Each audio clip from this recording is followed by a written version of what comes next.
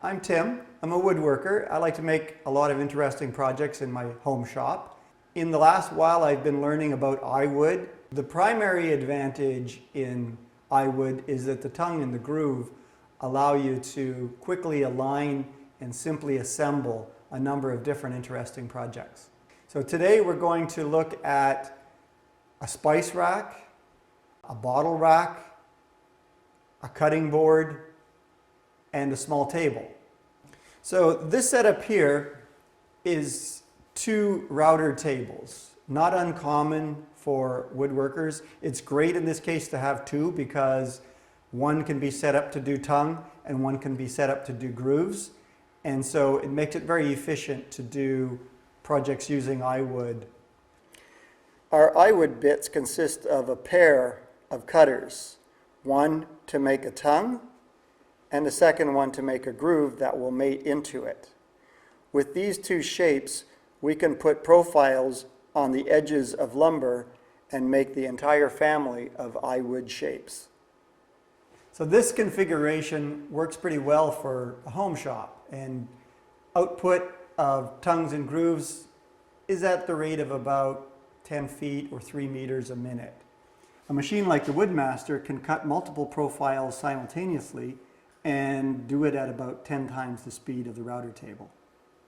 Traditional lumber doesn't really align to itself, but with the grooves and the tongue of iWood, once those are formed, we can do assembly operations very simply using the alignment features of the tongue and groove. This is an example of one of the shapes we frequently use with iWood. We call it the C shape. It has a groove on one side and a tongue on the other side.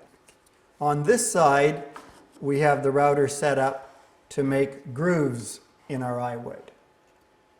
Wood is run through here and the router cuts the profile of the tongue on the back. Having a second router table set up dedicated to doing the groove makes it very quick to make this shape as well as other shapes.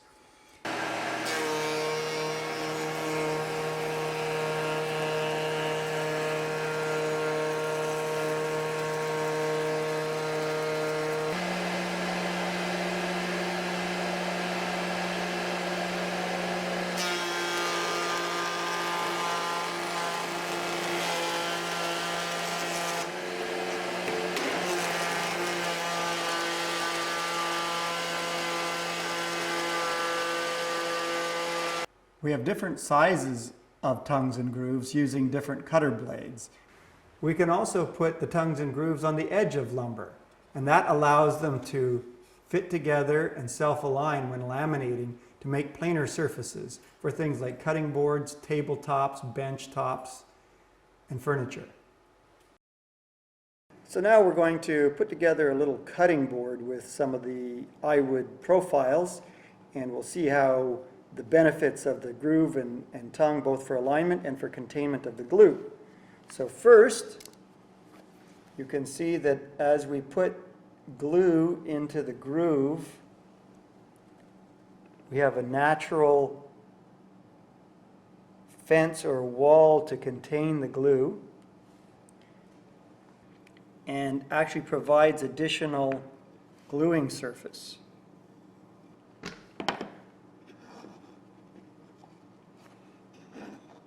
When I put it together, the tongue and the groove provide perfect alignment,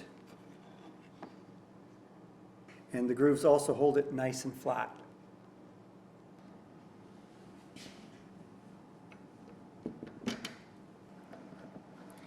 With the simple two clamps, we're able to hold these pieces nice and flat because of the tongue and groove aligning things, as opposed to a more traditional assembly where a number of clamps are used top and bottom to try and hold the piece flat. And there we have a nice flat surface, two clamps, and our cutting board's going to come out nice and clean. Here we have some C-channel that has grooves cut in it to accept other pieces of C-channel. The idea being that we can make racks of various sizes and shapes. In this case, we have a short one, but the length of these cross members could be whatever fits the application. We cut this in using a CNC router in this case because I have one, but it could be cut by hand as well using a handheld router or a saw.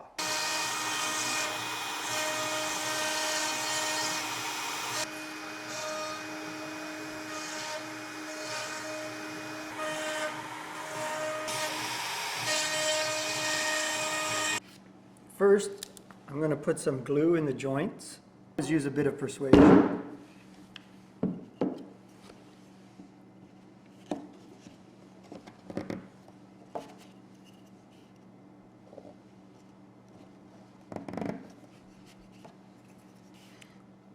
I like a fairly tight fit, then we don't need any fasteners besides the glue.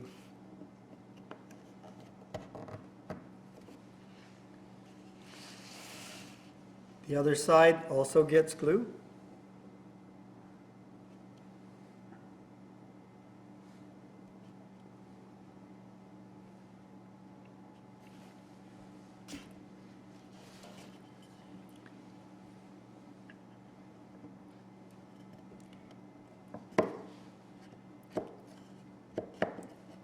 And then the pieces are fit together.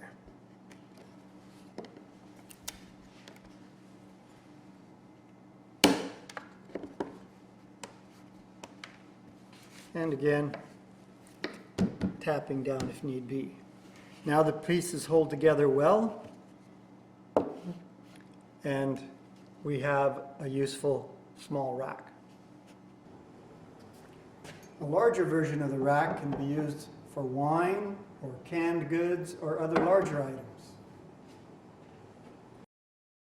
Sometimes we find other little advantages that grooved lumber gives us.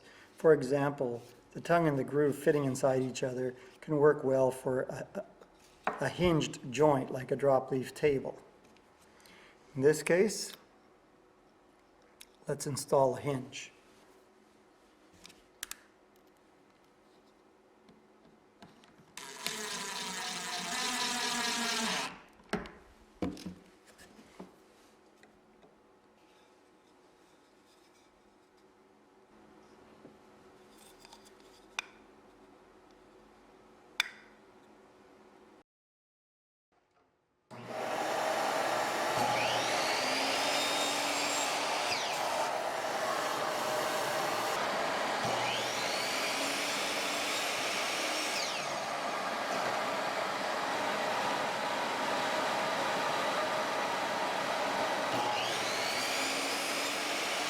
Okay, now we've cut our legs and spacers at an angle of 11.5 degrees. We're going to attach the spacers to the legs, and it works well to glue them because, again, the groove will contain the glue and the parts will fit in nicely.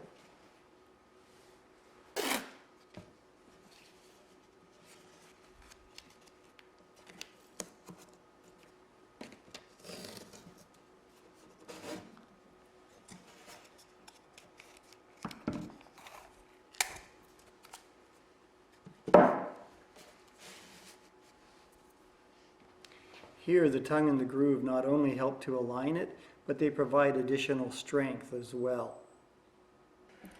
So now the legs have cured, we've taken off the masking tape we used as clamps, and we're ready to assemble the table.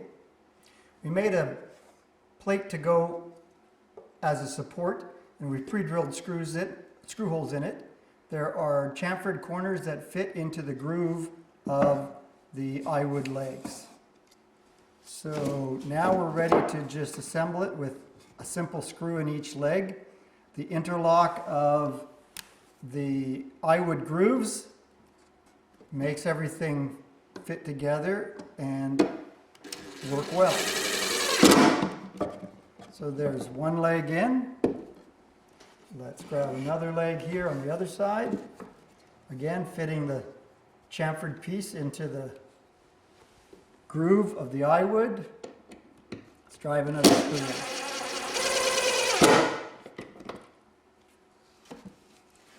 Third leg goes in the same way.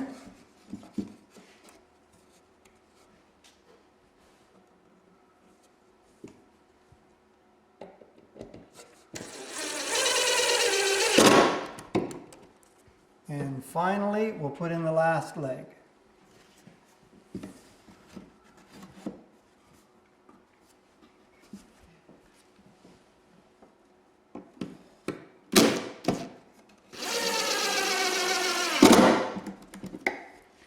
Now we have another piece of plywood for the top plate. And we'll mark the leg location.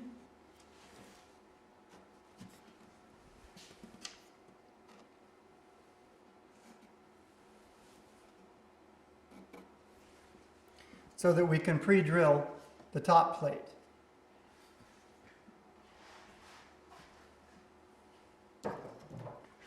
Bring the table back in.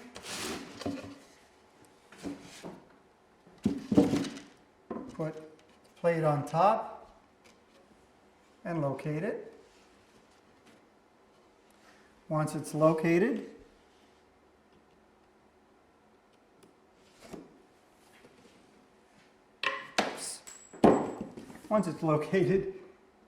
we can insert screws.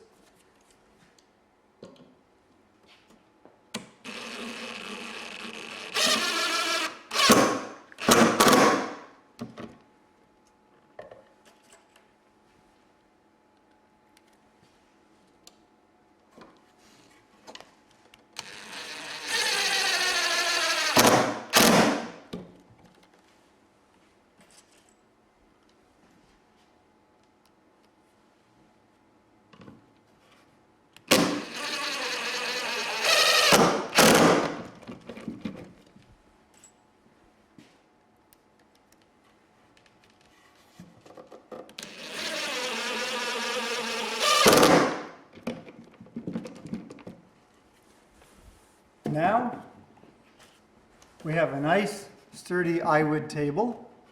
We can in fact use this as a structure, a nicely laminated top to our table, in this case made of iWood. This has been a brief introduction to iWood and how we can make it in our shop and use it to make some interesting projects. These projects can be scaled up or down, different sizes, and there's different sizes of tongues and grooves that can be applied to different sizes of lumber.